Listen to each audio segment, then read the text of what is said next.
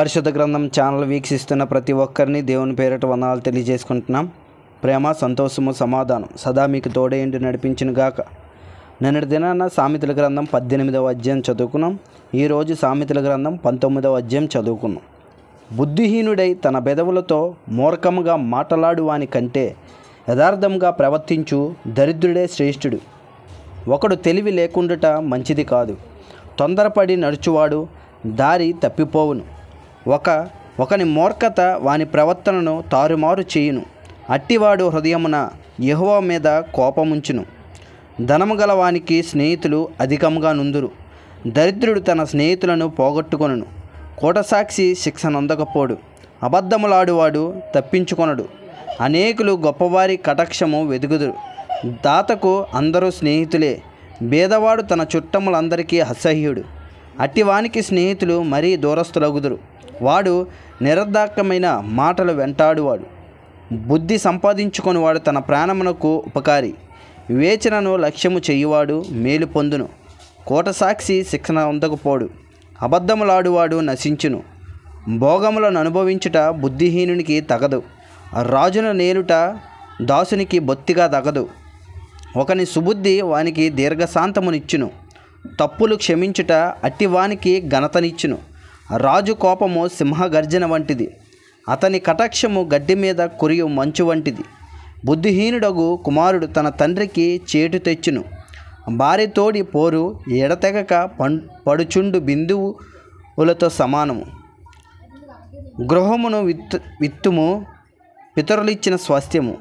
సుబుద్ధి గల భార్య యెహోవా యొక్క దానము. సోమరితనమున గాఢ నిద్రలో పడవేయును. సోమరివాడు పస్తు పడియుండును. ఆజ్ఞను గైకొనువాడు తన్ను కాపాడుకొనువాడు. తన ప్రవర్తన విషయమే అజాగ్రత్తగా నుండివాడు చచ్చును. బేదలను కనికరించేవాడు యెహోవాకు అప్పించేవాడు. వాని ఉపకారమునకు ఆయన ప్రత్యుపకారము చేయును.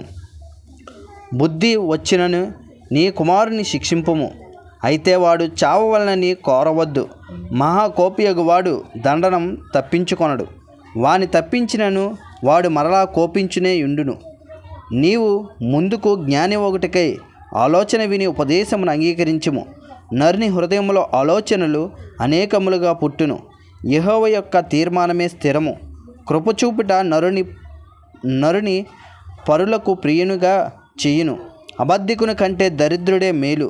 యెహోవా యందు భయభక్తులు కలిగి ఉండుట జీవసాధనము. అది కలిగిన వాడు తృప్తుడై అపాయము లేకుండా బ్రతుకును.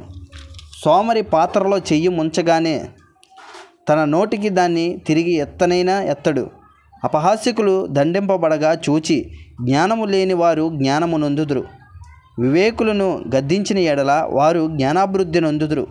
తండ్రికి కీడి చేసి తల్లిని తరిమివెయ్యివాడు అవమానమును అపకీర్తిని కలగజేయవాడు.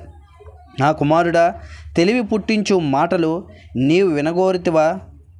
ఉపదేశము వినుట ఇక మానుకొనుము. వ్యర్థుడైన సాక్షి న్యాయమును నపహసించును. భక్తిహీనుల నోరు దోషమును జుర్రుకొనును.